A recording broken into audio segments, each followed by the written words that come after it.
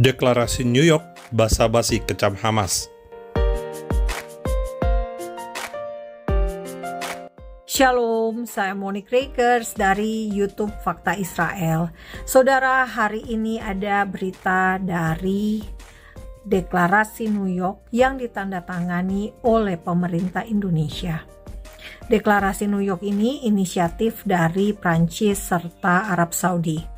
Berisi 17 negara termasuk Indonesia dan ada 22 negara Arab serta 27 negara Uni Eropa. Judul yang diberikan oleh CNN adalah penjelasan Kemlu soal negara Arab dan Indonesia kecam Hamas di Deklarasi New York. Kelihatannya judulnya bagus ya, mengecam Hamas. Tetapi Bapak Ibu semua jangan terkecoh. Mengecam Hamas tanpa memerintahkan Hamas untuk membebaskan para sandera itu sama saja bohong. Percuma. Mengecam tanpa menyuruh Hamas membebaskan sandera itu sama saja bohong.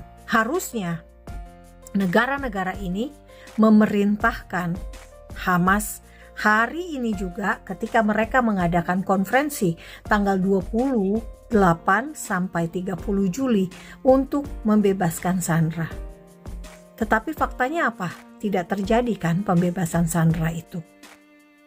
Yang terjadi adalah pada 2 hari itu mereka menyusun sejumlah poin yang meminta agar Hamas dilucuti, senjata-senjatanya itu kemudian diserahkan kepada otoritas Palestina. Nah, di sini jelas sekali Bapak Ibu. Mereka ingin mengalihkan antara Gaza yang selama ini dikuasai oleh Hamas dipindahkan ke otoritas Palestina yang dibawa Fatah. Kenapa langkah ini diambil? Karena negara-negara tersebut tahu Hamas sudah kalah. Hamas sesungguhnya sudah tidak punya kekuatan apapun lagi di Gaza. Karena itu, negara-negara ini buru-buru menyuruh Hamas secara kesannya, secara resmi mengalihkan senjatanya, mengalihkan kekuasaannya, otoritasnya dari Gaza ke tepi barat, kepada Fatah yang menjadi pemegang kekuasaan otoritas Palestina. Ini drama belaka Bapak Ibu. Hamasnya sudah mau kalah. Karena itu mereka ingin menyelamatkan muka. Lalu tujuannya apa? Tujuannya untuk terkesan positif, terkesan baik.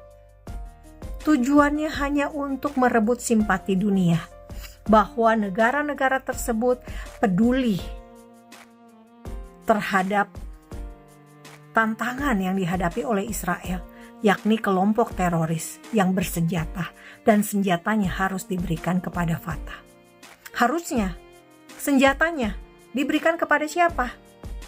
Kepada Israel, bukan kepada Fatah.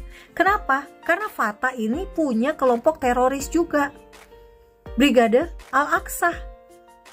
Ini sama aja membantu memperkuat terorisme di Yudea dan Samaria. Paham maksud saya?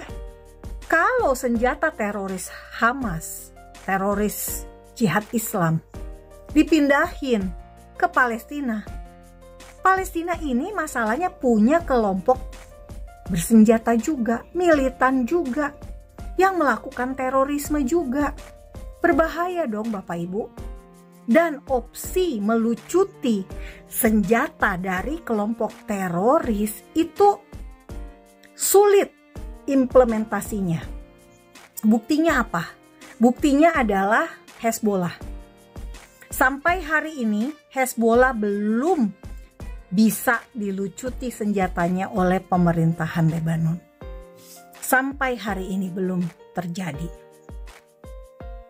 Karena itu Israel masih beberapa kali menyerang Hezbollah di Lebanon. Karena pemerintah Lebanon gak berhasil meskipun sudah pemerintahan yang baru. Fakta Israel hanya ingin memberitahukan kepada Bapak Ibu, jangan terkecoh dengan akal-akalan bangsa-bangsa, negara-negara yang notabene anti-Israel. Kenapa fakta Israel bilang anti-Israel? Karena mereka tidak mendukung Israel dalam perang menghadapi terorisme. Negara-negara ini tidak mendukung Israel mengalahkan terorisme. Mereka hanya terlihat atau tampaknya mendukung, padahal faktanya tidak. Israel itu perang menghadapi terorisme itu bisa dibilang sendirian. Hanya Tuhan yang menolong Israel, hanya Tuhan yang membela Israel, gak ada yang lain Bapak Ibu. Hanya Tuhan yang punya janji terhadap bangsa Israel. Dan kita, orang-orang Kristen yang baca Alkitab, baca deh Alkitab Bapak Ibu. Supaya Bapak Ibu tuh punya iman. Melihat keadaan dunia yang seperti sekarang ini. Yang penuh dengan kepalsuan, penuh dengan pemutarbalikan kebenaran, kita harus tetap berpegang teguh pada kebenaran tersebut. Saya bagikan satu ayat Bapak Ibu. Di sini jelas sekali ya, Yesaya 44 ayat 26. Dan tentang kota-kota Yehuda, baiklah ia dibangun. Aku mau mendirikan kembali reruntuhannya.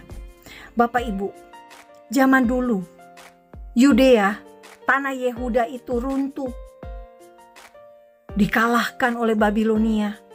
Lalu dikalahkan lagi oleh Romawi, dikalahkan oleh berbagai bangsa.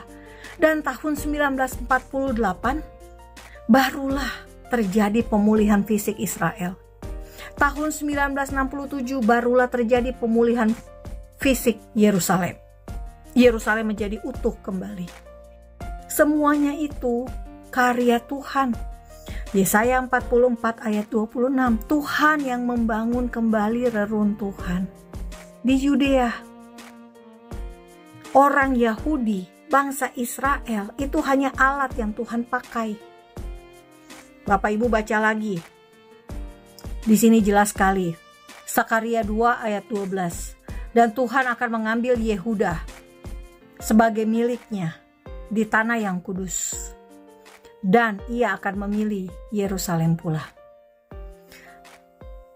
Tanah Yudea yang mau dijadikan sebagai wilayah negara Palestina, itu Tuhan yang punya. Tuhan yang pilih tanah itu untuk menjadi miliknya.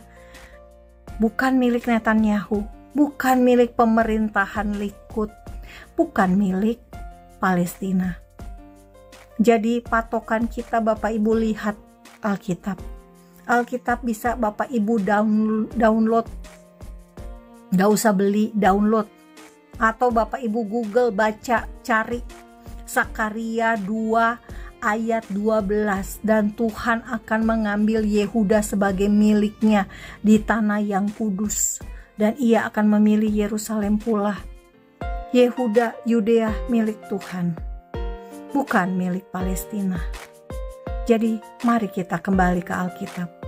Saya Monique Rakers. Salam damai dari Fakta Israel. Damai hanya bisa tanpa teroris Bapak Ibu. Damai tidak bisa terjadi tanpa kebenaran. Am Yisrael Hai, bangsa Israel hidup.